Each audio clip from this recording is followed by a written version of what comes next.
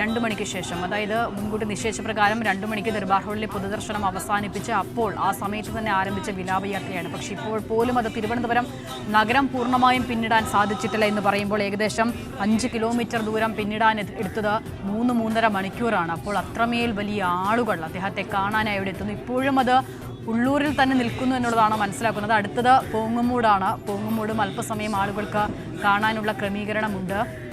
ഈ മേഖലകളൊക്കെ, ഈ ഓരോ പോയിന്റുകളും തമ്മിലുള്ള ദൂരം വളരെ ചെറുതാണ്, പക്ഷേ അവിടേക്ക് എത്തിച്ചേരാൻ എടുക്കുന്ന മണിക്കൂറുകളാണ് എന്നുള്ളതാണ്. അത്രമേൽ വലിയ ആളുകൾ അദ്ദേഹത്തെ അവസാനമായി ഒരു നോക്ക് കാണാനായി അവിടെയൊക്കെയും കാത്തു നിൽക്കുകയാണ്. ഓരോ പോയിന്റുകളിൽ നിന്നും ആളുകൾ ആ വിലാപയാത്രയ്ക്കൊപ്പം സഞ്ചരിക്കുകയാണ്. ചെറിയ നദികൾ ചേർന്ന് കടലാകുന്നു എന്ന് പറഞ്ഞതുപോലെ തന്നെ VS ജീവിച്ചിരുന്ന എല്ലാ കാലയളവിലും ഈ നിലയിൽ തന്നെ ആളുകളെ ഒപ്പം കൂട്ടാൻ സാധിച്ച കഴിഞ്ഞ നേതാവ് കൂടിയാണ്. അദ്ദേഹത്തിൻ്റെ അവസാന യാത്രയിലും ഇനിയൊരു അവസരമില്ല എന്നത് തന്നെ ആ ബോധ്യത്തിൽ തന്നെ ആളുകൾ VSന്റെ ആ വിലാപയാത്രയോടൊപ്പം ഇങ്ങനെ സഞ്ചരിക്കുക കൂടിയാണ്.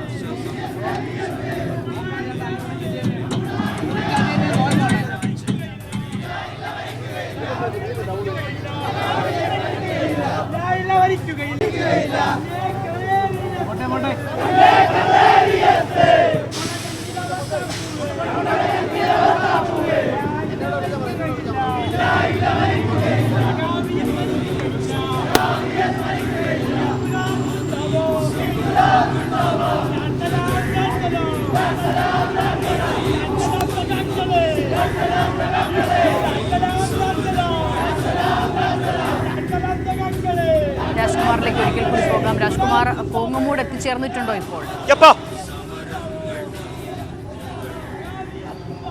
ഇതുവരെ പോങ്ങുമൂട് ആയിട്ടില്ല. കൊച്ചുള്ളൂരാണ്. കൊച്ചുള്ളൂർ പമ്പ് ഹൗസിന് സമീപത്ത് മാത്രമേ എത്തിയിട്ടുള്ളൂ. ഇതുവരെ പോങ്ങുമൂട് എത്തിയിട്ടില്ല. ഇപ്പോഴും ആ ഓരോ റോഡിൻ്റെ വശങ്ങളിൽ മുഴുവനും ചെറിയ ചെറിയ ഇടങ്ങളിൽ പോലും അപ്രതീക്ഷിതമായ ഇതിൽ ജനക്കൂട്ടം ഈ അന്ത്യാഞ്ജലി അർപ്പിക്കാൻ വേണ്ടി കാത്തു നിൽക്കുകയാണ്.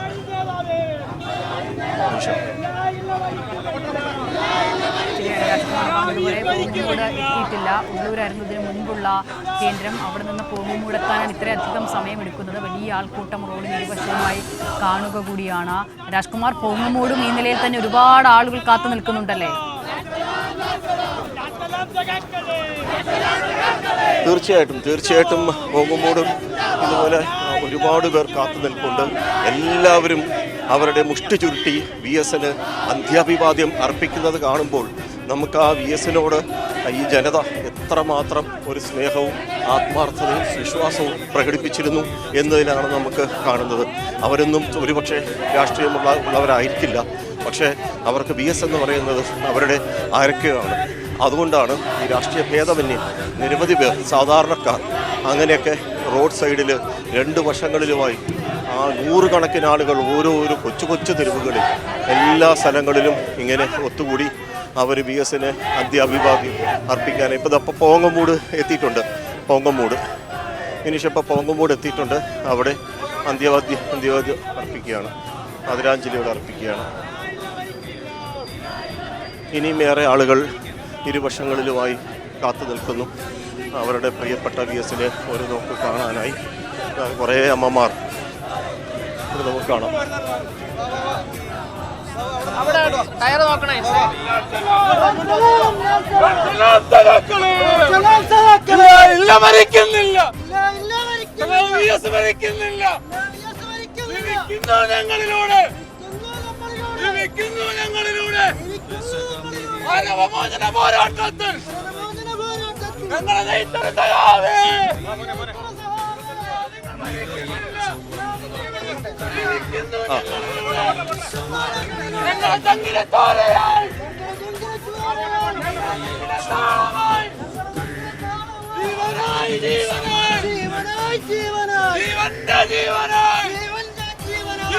പോരാട്ടത്തിൽ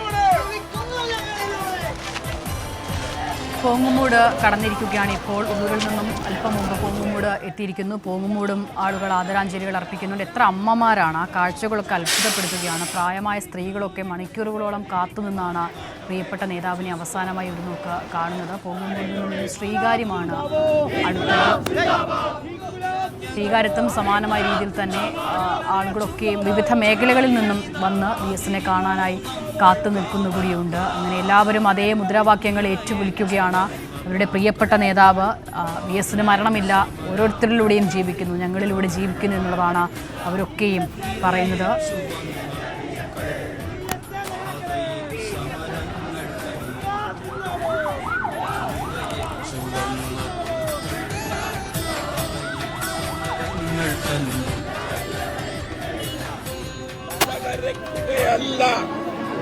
എന്റെ വൃദ്ധത്വം, തല നരക്കാത്തതല്ല എന്റെ യുവത്വവും. കൊടിയ ദുഷ്പ്രഭുത്വത്തിൻ തിരുമുമ്പിൽ തല കുനിക്കാത്തതാണെന്റെ യൗവനം.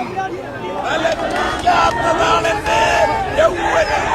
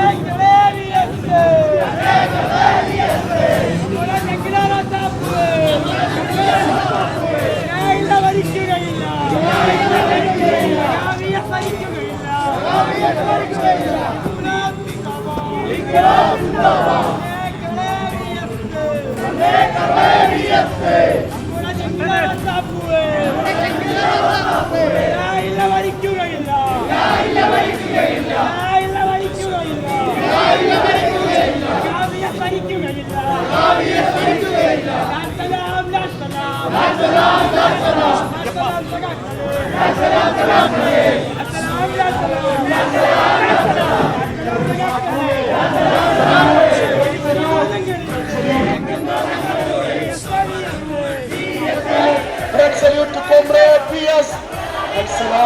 Lal salam, Comrade PS എന്ന മുദ്രാവാക്യവുമായി